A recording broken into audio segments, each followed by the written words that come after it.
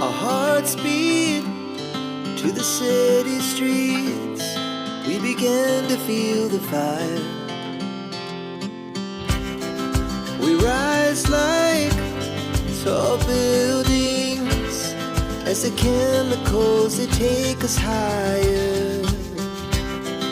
The night's young and it's just begun as she puts her hand in mine. We wanna chase the night, wanna dance to the light, pull the stars from the sky, just two hearts running. बसंत का मौसम आ गया है, यानी कि spring season. और इस समय फूलों की जो संख्या होती है यानी पौधों पर, वो चरम पर होती है। बहुत ही ज़्यादा ये खिलने लगते हैं। इस टाइम पर परमानेंट पौधे की कुछ केयर हमें कर लेनी पड़ती है, जिससे कि सीजनल फूलों के साथ साथ आने वाले दिनों में हम लोग परमानेंट पौधों की भी फ्लावरिंग और फोलिएज का मज़ा ले सकते हैं। इस टाइम हमें गार्डन में क्या क्या ज़रूरी वर्क करनी है, आज की वीडियो में वही शेयर करने वाली हूँ। वीडियो बड़े ध्यान से देखिएगा। इस टाइम हम लोग भरपूर फूलों का आनंद ले रहे हैं, विंटर गार्डनिंग का भरपूर मज़ा उठा रहे हैं। लेकिन आने वाले समय में जब गर्मियाँ बढ़ जाएंगी तो हमारे गार्डन में गर्मियों के सीजनल फूलों के अलावा परमानेंट पौधों में फूलों की भरमार देखने को मिलेगी। इस समय हम लोग कुछ ज़रूरी काम गार्डन में करने पड़ते हैं, और इस समय हम लोग कर लेंगे तो भयंकर गर्मी में फिर वो काम हम लोग नहीं कर सकते हैं। ये सारे काम जैसे कि प्रूनिंग करना हुआ, फर्टिलाइज़र देना हुआ, परमानेंट पौधों को छटाई करना हुआ, और जो भी पौधे हम लोग जो अभी डॉर्मेंसी से बाहर आ रहे हैं उनको हम लोगों को जगाना है। तो इस तरह के काम इस टाइम बहुत ही ज़रूरी हो गया। अभी समय रहते फटाफट इन कामों को निपटा देना है। जैसे भयंकर गर्मी पड़ना स्टार्ट होगा तो ये सारे काम हम लोग कर भी नहीं पाएंगे और पौधे इन्हें सह भी नहीं पाएंगे, तो समय से करना ज़रूरी है। हेलो एवरीवन, नमस्ते, कैसे हैं आप सब? आशा करती हूँ बहुत ही अच्छे से होंगे, अपना और अपने गार्डन का ढेर सारा ख्याल रख रहे होंगे। अगर नहीं रखे हैं तो ये समय है, अभी इनको ख्याल रख लीजिए, क्योंकि अभी हम लोगों को ये राइट टाइम है। ये सारे गार्डनिंग वर्क ज़रूर हमें करने हैं। जैसे कि मैंने अपने गार्डन को भी बिखेर कर रख दिया है, क्योंकि ये समय है बहुत सारे काम करने का। फटाफट से प्रूनिंग कटिंग कर लेना है। ज़रूरी जिन पौधों की शेप बिगड़ गई है उनको शेप दे दीजिए, और परमानेंट पौधे जैसे कि रोज़ वगैरह इनकी अभी सॉफ्ट प्रूनिंग कर दीजिए, ताकि अभी 1-1.5 महीने और अच्छे से इनमें ब्लूमिंग आ जाए। जो फूल सूख रहे हैं उनको हम लोगों को छांट कर हटा देना है। जो पत्तियां ख़राब हो गई हैं उनको भी हम लोगों को छटाई कर हटा देना है। फंगीसाइड का अप्लाई करना है। देखिए मैं किस तरह से इनकी प्रूनिंग कर रही हूँ, और अभी हार्ड प्रूनिंग नहीं करना है, सॉफ्ट प्रूनिंग करनी है। और अभी हम लोग देखिए ये बोगनविलिया जो खिल रहे हैं और जो खिल चुके हैं, मतलब जो ज़्यादा खिल रहे हैं उनको अभी नहीं, कुछ दिनों के बाद थोड़ी हम लोग छटाई कर देंगे। और जिन ब्रांचेस में फ्लावरिंग हो चुकी है उनको हमें छटाई कर लेना है, प्रूनिंग कर लेनी है। और प्लांट को भी हम लोग शेप दे देंगे, क्योंकि ये बहुत ज़्यादा इसकी ब्रांचेस बेलदार के शेप में निकल जाता है। बस इसको हम लोगों को छटाई कर गमले में शेप में देकर हमें रखना है। फूलों को छटाई करते हुए तो बहुत ज़्यादा दुख लगता है, लेकिन दिल पर पत्थर रखकर ये काम तो हमें अभी करने ही पड़ेंगे, क्योंकि आने वाले भयंकर गर्मी में बोगनविलिया में बहुत ही ज़बरदस्त हेवी ब्लूमिंग देखने को मिलेगी। तो इस टाइम बोगनविलिया पर ये काम सभी कर लेने हैं। देखिए फूलों से भरा हुआ ये ब्रांच है, लेकिन फिर भी मैं इसको छटाई कर दूंगी ताकि इसमें मल्टी ब्रांचेस निकलेंगे। छटाई करने का ये भी एक फ़ायदा है कि जहाँ से हम लोग छटाई करते हैं उसके ठीक नीचे से बहुत सारे ब्रांचेस निकलते हैं और बहुत ज़्यादा ब्लूमिंग देखने को मिलती है। और जो पौधे रूट बॉन्ड हो गए हैं उनको इस टाइम पर ये सही समय है कि हमें रीपॉट कर लेना है। और रूट बॉन्ड कैसे हो गया ये जड़ों को देखकर ही पता चलता है। देखिए जड़ें नीचे तक पहुंचकर पूरे राउंड हो चुके हैं। वैसे भी इनको एक साइज़ बड़ा गमला मैंने दे दी है, और ये देखिए इस तरह से। और ये बोगनविलिया में फ्लावरिंग बहुत ज़्यादा थी तो मैंने छोड़ दी हुई थी। और जिन पौधों की छटाई हो गई है उनमें अच्छे से गुड़ाई करने के बाद उसमें हमें खाद दे देना। आगे मैं वीडियो में बताऊँगी कि ये जो मिक्स खाद मैं दे रही हूँ और कैसे हम लोग इसको मिक्स खाद बनाएंगे। और बहुत ही ताकतवर ज़बरदस्त शानदार ग्रोथ के लिए ये ताकतवर खाद देना बहुत ही ज़रूरी है। गार्डन अभी बहुत ज़्यादा बिखरा सा है, लेकिन आने वाले दिनों के लिए ये काम अभी बहुत ज़रूरी है, ताकि गार्डन आने वाले दिनों में भी काफ़ी खूबसूरत बना रहे। और जिन पौधों की रूट बॉन्डिंग हो गई अभी बहुत ज़्यादा सही समय है इनको रिपोर्टिंग करने का। और ये देखिए ये सेंसिवेरिया का प्लांट गमला टूट गया था और कितना ज़्यादा ज़्यादा इसमें प्लांट मल्टीप्लाई हो गया है। रेन लिली भी बहुत ज़्यादा मल्टीप्लाई हो गए हैं। तो जो आपको रिपोर्टिंग करना है, जो बल्ब आपके बहुत ज़्यादा मल्टीप्लाई हो गए उनको भी पॉट दे दीजिए, उन बल्ब को सेव कर लीजिए। रेन लिली तो अभी नहीं खिलेगा तो इनको मैं निकाल लेती हूँ। काफ़ी दिनों से ये काम मेरा पेंडिंग पड़ा हुआ था और इस तरह से बल्ब की छटाई कर लिए। अलग अलग वैरायटी के बल्ब को अलग अलग जगह सेव कर कर रखना है और थोड़े दिनों के बाद इसको भी मैं रिपोर्ट कर दूंगी। और इस तरह से देखिए इन बल्ब को निकालने के बाद, इसकी पत्तियों को छटाई करने के बाद सिर्फ बल्ब को मैं रखी हूँ। और कुछ काम देखिए ये हो गए हैं, वो एक दिन पहले वो सारे काम करे थे मैंने, और कुछ काम अभी आज भी बहुत सारा काम करना है। तो इस टाइम गार्डन के काम को देखकर घबराना नहीं है, बल्कि गार्डन को खूबसूरत बनाने के लिए मेहनत तो करना है, जमकर मेहनत करना है, ताकि गार्डन खूबसूरत के साथ साथ हरा भरा और स्वस्थ रहे। इस समय हमें अडेनियम पर भी कुछ काम कर लेने हैं। तो अडेनियम में देखिए न्यू ग्रोथ शुरू हो गया है। इसका मतलब है कि अब इसको सही समय रिपोर्ट करने का और इसको अपलिफ्ट करने का, तभी इसका कडेक काफ़ी खूबसूरत बनेगा। और साथ ही चेक कर लेना है कि ये पौधे में कहीं रॉट तो नहीं हो रहा है। तो इस तरह से देखिए मैंने अपने प्लांट को निकाल ली है, अभी डोरमेंसी से बाहर जा रहा है, मतलब ये सुप्त अवस्था में चला जाता है विंटर की सीज़न में, और अब इसका जागने का समय हो रहा है। तो इस तरह से देखिए इसकी जो मिट्टी है जड़ों से वो मैं हटा दे रही हूँ, ताकि इसको अच्छे से मैं इसके पर वर्क कर सकूँ। और अच्छे से धो लेने के बाद, और जो और पौधे थे जिनको मुझे रिपोर्टिंग करना था उसको मैं पानी में देकर सोक करने के लिए छोड़ दी हूँ, क्योंकि ये चिकनी मिट्टी में लगा हुआ था। और जो पौधे मैंने खुद से रिपोर्ट करी थी तो उसको मैं पानी में डालकर रखी हूँ, ताकि मिट्टी फूल जाए, अच्छे से निकाल सकूँ।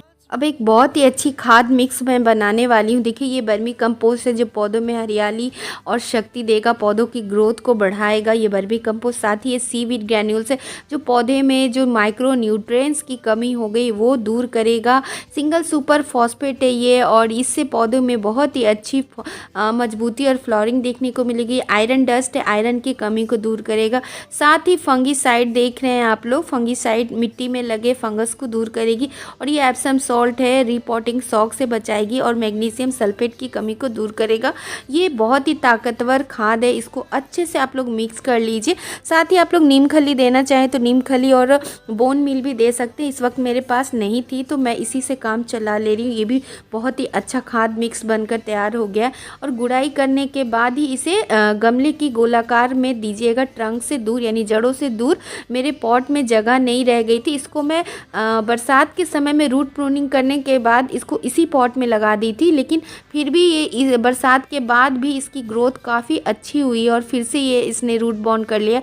ये कनेर का पौधा है जो कि बहुत ज़्यादा रूटों को डेवलप करता है, तो फिर भी इसके फ्लोरिंग अच्छे से हो उसके लिए ये ड्राई खाद मैंने डाल दी है। और इस तरह से देखिए खाद को अच्छी तरह मिला रही हूँ, जड़ों से दूर रखने की कोशिश करिएगा।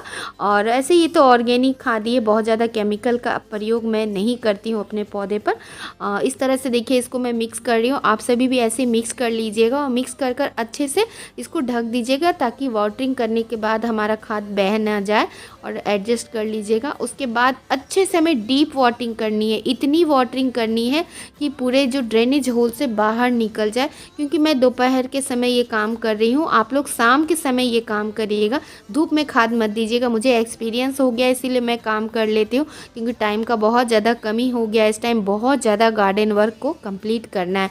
फटाफट से आप लोग मार्च ख़त्म होने के पहले ये सारे काम कर लीजिए, क्योंकि फरवरी का मंथ अब शुरू हो गया, गर्मी अब बहुत तेज़ी से बढ़ेगी। देखिए पानी को मैंने 2 बार दिया है और नीचे ड्रेनेज होल से जब तक नहीं निकला तब तक देते रही। इससे क्या हुआ कि जड़ों तक ये सारे खाद पहुंच जाएंगे और ग्रोथ बहुत जल्दी शुरू हो जाएगी। मैंने देखिए जो पौधे में प्रूनिंग कर दी थी एक दिन पहले ही, और गुड़ाई कर एक दिन पहले ही सारी मिट्टियों को छोड़ दिया था, जिससे मिट्टी में अच्छी धूप लग गई है, स्टरलाई हो गया है और हवा लग गई है जड़ों में। और अब इनकी जो न्यू सूट निकल रहे हैं ना, मैं दिखाती हूँ आप सभी को, और उनमें हमें खाद देकर पानी दे देना है। गुड़ाई करने के बाद उसे एक दिन के लिए रेस्ट ज़रूर दीजिएगा और अगले दिन उसमें आप खाद देकर पानी दीजिएगा। देखिए किस तरह से इसमें न्यू सूट निकल रही है, और अब खाद देने के बाद ये बहुत ही तेज़ी से बढ़ेंगे और गर्मी आने के पहले अपनी ग्रोथ को कंप्लीट कर लेंगे। सभी के साथ मैंने ये काम किए, जैसे मोगरा हुआ, जासमीन हुआ, आलामांडा हुआ, नाग चंपा हुआ, ये सारे काम हमें कर लेने। अब मैं अडेनियम के पौधे पर काम करने जा रही हूँ। बहुत देर से पानी में इसको मैं डाल कर रखी थी ताकि ये अच्छे से मिट्टी फूल जाए और मुझे निकालने में दिक्कत ना हो। और इस तरह से देखिए ये खूबसूरत सा एडेनियम का पौधा इस समय निकाल रही हूँ। ज़्यादा एडेनियम नहीं है, लेकिन जो है उस पर तो हमें वर्क करना ही है। और एक और एडेनियम है मेरे पास जिसमें सीड पॉट बन रहा था, तो उसको मैंने छोड़ दी, उस पर कोई काम नहीं कर रही हूँ, क्योंकि उसको अभी मैं डिस्टर्ब करूँगी तो वो सीड ख़राब हो जाएगा और मुझे सीड पॉट से सीड को लेना है। और इस तरह से देखिए इनको मैं निकालने की कोशिश कर रही हूँ। अभी भी ये इतनी सख्त है ये मिट्टी, सोचिए नर्सरी वाले ने क्या सोचकर एडेनियम को चिकनी मिट्टी में डालकर बेचना शुरू किया है। तो इस तरह से देखिए काफ़ी मशक्क़त के बाद ये मेरे से निकला है। और उसके बाद हमें सारे एडेनियम की जो जड़ें हैं, जो एक्स्ट्रा जड़ें हैं बताऊंगी आगे, उसको भी हमें छटाई कर कर हटाना है। पानी से निकलने के बाद इसको धूप में अच्छे से मैंने सूखने के लिए छोड़ दी है। अब इस पर मैं फंगीसाइड का अप्लाई करूँगी। और इस तरह से देखिए जो भाग मिट्टी के अंदर थी वो किस तरह से है, और मिट्टी के ऊपर वाला जो भाग था उसका रंग देखिए किस तरह से अलग देखने को मिल रहा है। और इस तरह की जो ओवरग्रोन जड़ें थी ऊपर ऊपर, उनको जो फाइब्रस जड़ें यानी कि महीन महीन जो जड़ें थी उनको हमें छटाई कर कर हटा लेना है, जिससे कि जब हम लोग इसे अपलिफ्ट करेंगे यानी कि थोड़ा ऊपर उठाकर रिपोर्ट करेंगे तो ये जड़ें खराब ना लगे सेब पौधे की, उसको हम लोगों को ध्यान में रखते हुए कडेक्स को एक सुंदरता देना है। उसके पहले ये टैग को मैं काट लेती हूँ। काटना काफ़ी ज़रूरी है क्योंकि धीरे धीरे जब ये मोटा होगा ब्रांच पौधे का तो उससे थ्रेड का दाग पड़ सकता है और पौधे को नुकसान हो सकता है। तो और इस तरह से देखिए ये नीचे की ब्रांच को भी मैं हटा दे रही हूँ, इसे एज अ कटिंग में ग्रो कर लूँगी। और ये वाला भी मैं हटा ही देती हूँ क्योंकि ये फिर उतना सुंदर नहीं लगेगा, इसीलिए हटाना ज़रूरी है। और ये पतली पतली जड़ों को हटा देती हूँ जिससे कडेक्स का सुंदरता ख़राब नहीं हो। आप चाहे तो रख सकते हैं, लेकिन बाद में वो थोड़ा सा डिस्टर्ब ही करता है। और इस तरह से देखिए इसमें ये वाली जड़ को मैं हटा दूंगी क्योंकि मुझे इसके जो नीचे से इसकी शेप जो देखनी है, ऊपर करूंगी जो शेप अच्छा आ जाएगा। ये रूट भी मोटा होकर कडेक्स का ही रूप ले लेता है। तो इस तरह से देखिए 1 2 3 और ये चौथा रहेगा बीच में, इसको इधर घुमा दे रही हूँ। तो ये 4 इस तरह से ट्रंक ऐसे ऊपर में कडेक्स का रूप जब लेंगे मोटे होंगे तो काफ़ी सुंदर लगेगा। इस तरह से आप ध्यान में रखते हुए जड़ों की छटाई करिए। और ये देखिए ये ऊपर से बहुत ज़्यादा जा रहा है तो इसको भी मैं छटाई कर कर हटा लूँगी। तो इस तरह से आप अपनी क्रिएटिविटी दिखाकर जड़ों को एक शेप दे दीजिए, जो कि जैसे हम लोग जड़ों को हर साल ऊपर उठाकर रिपोर्ट करते हैं तो कडेक्स हमारा काफ़ी ज़्यादा सुंदर मोटा हो जाता है, जल्दी ही काफ़ी अच्छा शेप ले लेता है और देखने में काफ़ी खूबसूरत लगता है।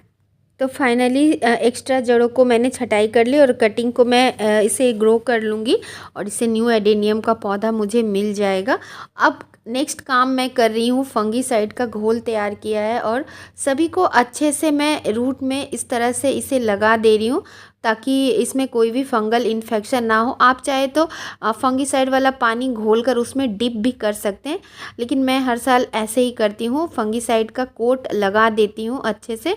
और थोड़ा घोल ज़्यादा गाढ़ा था तो अब मैं थोड़ा पतला कर रही हूँ ताकि लगाने में मुझे आसान हो। जैसे 1-2 अडेनियम का पौधा है तब तो ये प्रोसेस आप कर सकते हैं, लेकिन जब आपके पास सैकड़ों की संख्या में अडेनियम का पौधा है तब तो आपको फंगीसाइड का पानी घोल कर ही उसमें डुबाना पड़ेगा, क्योंकि फिर उतना एक एक कर करना थोड़ा मुश्किल होता है। मेरे पास 4-5 अडेनियम ही हैं, मैं ज़्यादा नहीं रखती हूँ क्योंकि फिर इस एक ही कलेक्शन नहीं, मैं बहुत सारा पौधा लगाना पसंद करती हूँ। दोस्तों अभी मैं आपको एक चीज़ दिखाती हूँ। तो इस तरह से जब मैं फंगीसाइड लगा रही थी तो इसके जड़ों में कहीं फंसा हुआ था, ये देखिए एक कीड़ा। अब ये क्या है ये आप लोग बताइएगा, ये अर्थवॉर्म है या कोई स्नैक है, पता नहीं ये क्या है। तो इसको साइड में रख देती हूँ और इस तरह से सभी को मैं 1 बाय 1 करके जितने एडेनियम का पौधा है सब में लगा ली हूँ। और अब इसको ऐसी जगह हमें उठाकर रखना है जिसमें दिन की तो धूप लगे, लेकिन अभी भी रातों को ओस और पाला गिर रहा है थोड़ा थोड़ा, क्योंकि रातें अभी भी सर्द है। दिन का तापमान तो बढ़ गया है लेकिन रातें अभी भी सर्द हैं। तो इस तरह से एक शेड के नीचे मैंने रख दी है। आप इस ऐसे ही जगह रखिएगा, खुले आसमान में मत रखिएगा जिससे कि ओस और शीत गिरे तो ये ख़राब हो जाए। इसे मैंने ऐसी जगह रखी है जहाँ धूप तो मिलेगा। और इसको 1 दिन 2 दिन मैं इसको धूप लगाकर उसके बाद एक अच्छी वेल्डेन भुरभुरी बलवाई एकदम भुरभुरी में मैं इसको रिपोर्ट करूँगी। और इस तरह से आपको हैंगिंग बास्केट का पौधा उतार कर अच्छे से उसमें फर्टिलाइज़र देना है। नए पौधे जो आप नर्सरी से लेकर आए हैं उनको भी रिपोर्ट कर दीजिए क्योंकि ये राइट टाइम है। फोलिएज वाले पौधों में भी आप NPK का स्प्रे कर दें, NPK 20-20-20। और जो आपने छटाई करी है, पौधों की छटनी करी है, उनकी जो कटिंग्स निकले हैं, अगर उस टाइम नहीं है जो मेरे जैसा काम बहुत है तो मैं पानी बकेट में पानी भरकर इनको रख दी हूँ। अब इन सब की कटिंग में लगाऊंगी क्योंकि ये इस टाइम पे कटिंग बहुत ही अच्छे से चल जाती है। कोलेस की कटिंग कुछ मैंने पहले लगा कर रखी थी और कुछ 3-4 ट्रे में और लगा कर रखी हूँ क्योंकि ये राइट टाइम है कोलेस को अभी अच्छे से कटिंग को लगा लेने का, ताकि आने वाले समय में हमें बहुत ही सुंदर कलरफुल गार्डन देखने को मिले।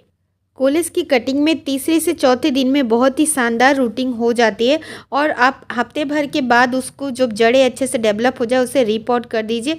साथ ही विंटर फ्लावरिंग प्लांट जो भी आपके गार्डन में इस टाइम पे खिल रहा है उनको एक बार फिर से फर्टिलाइज कर दीजिए ताकि ये अप्रैल तक बहुत ही अच्छे से ब्लूमिंग करते रहे। तो इनका ख्याल रखना भी ज़रूरी है परमानेंट पौधों के साथ साथ। और गुलाब को भी अच्छे से फर्टिलाइज़र वगैरह दे दीजिए। सॉफ्ट प्रूनिंग करने के बाद मैंने इसे लाइन में रख दी है। और ग्रीन नेट जिनको लगवाना है तो यही समय है, आप लोग समय रहते लगवा लीजिए क्योंकि गर्मी स्टार्ट होगी तो पत्तियां जलना स्टार्ट हो जाते हैं। तो जलने के पहले ही हमें ये काम कर लेना है क्योंकि ग्रीन नेट लगवाना भी काफ़ी ज़रूरी होता है। हिबिस्कस की देखिए इस तरह से आप प्रूनिंग कर सकते हैं। अगर 1-2 ब्रांचेस छोड़कर आप प्रूनिंग कर दे जैसे मैंने करी है। बाकी सबको सिर्फ 2 ब्रांच मैंने छोड़ी है फूल लेने के लिए पूजा की, और बाकी को मैंने इस तरह से सॉफ्ट प्रूनिंग कर दी है। ग्रीन नेट लग गया है और इस तरह से गार्डन के वर्क हमें करते जाना है तो ताकि बहुत तेज गर्मी आए उसके पहले ही फटाफट से सारे काम कर लेने हैं। ग्रीन नेट लगवा लेना है, प्रूनिंग कर कर खाद दे देना है, गुड़ाई कर लेना है। तो इस तरह से गार्डन के काम कर लीजिए, खाद दे दीजिए और जिसको रिपोर्ट करना रिपोर्ट कर लीजिए। तो कैसी लगी वीडियो? अगर ज़रा भी हेल्पफुल लगे तो एक लाइक करिएगा और चैनल से जुड़ने के लिए सब्सक्राइब करें। प्यारा सा कमेंट दीजिए जिससे कि मुझे मेरा मोटिवेशन बना रहे। शाम हो गई है, अब इसी के साथ आप लोगों से विदा लेती हूँ। बाय दोस्तों, टेक केयर, हैप्पी गार्डनिंग।